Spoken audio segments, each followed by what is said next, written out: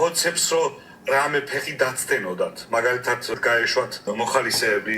თქვენ როგორ ფიქრობთ? რა იქნებოდა ჩვენი მომავალი?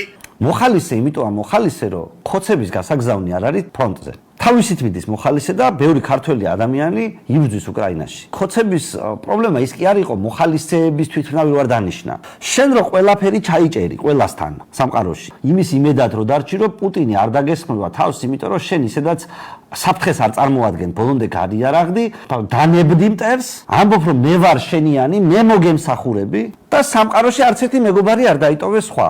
აი ეს რატო არის სწორი, თორე ვინ უთხრა ხოცებს რომ ომი გაუხსენი შენ რომ ისა ფრონტი გახსენიო ეს ხოცები ძახდნენ რომ მეორე ფრონტის გახსნა ხსოვდნენ და ომი რომ მორჩება უკრაინაში და ან რაღაცა ტრამპთან მოლაპარაკების დროს რომ შენი პოზიცია ის არის რომ შენ რუსეთს ახარ წაწოლილი ამ დროს. ვინ დაიცავს შენს ინტერესებს? ან ვინ შენს ინტერესებს დაიცავს? რამდენად მონდომებით დაიცავს? ამ კითხვებზე გვაქვს პასუხი.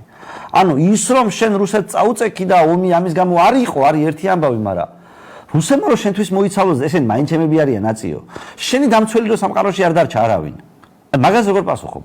თითქოს ახლა დაცულები ვიყოთ მაშინ, როდესაც ერთადერთი ჩვენი დაცვა არის, რომ ჩვენ ხალხო არავისთან არა ვართ.